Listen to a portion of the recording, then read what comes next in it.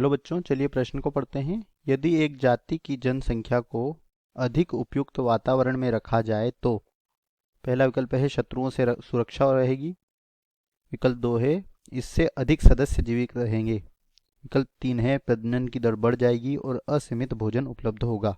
तो बच्चों, हमसे यहाँ पर प्रश्न पूछा गया है कि यदि अगर हम एक जाति की जनसंख्या को अधिक उपयुक्त वातावरण में रखें तो इससे क्या होगा। तो चलिए बात करते हैं इस प्रश्न की मुख्य अवधारणा।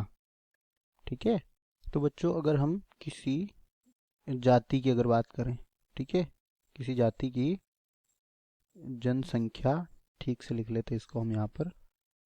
ठीक है, किसी जाति की जो जनसंख्या होती है, तो जाति में क्या होता है, जीवन संघर्ष पाया जाता है। ठीक है, परंतु हमने यहाँ पर जाति को क्या किया है, प्रश्न में दिया गया हमें अधिक उपयुक्त वातावरण में रखा गया है। तो अगर हम इसे उपयुक्त वातावरण में रखेंगे,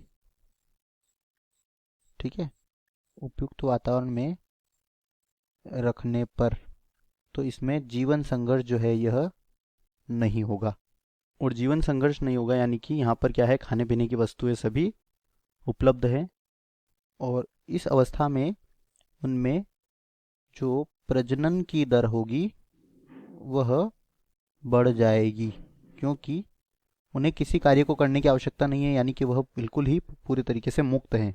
ठीक है, ना ही उनमें कोई संघर्ष है, ना ही वह किसी कार्य को कर रहे हैं। तो इस समय वह सिर्फ प्रजनन दर उनमें बढ़ जाएगी और इस समय वह अपने जाति की जीवों की जो संख्या है उसमें वृद्धि करेंगे।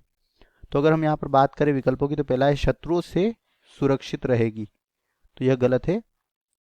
दूसरा है इससे अधिक सदस्य जीवित रहेंगे, यह भी यहाँ पर सही नहीं है। प्रजनन की दर बढ़ जाएगी, यह हमारे प्रश्न का उत्तर है।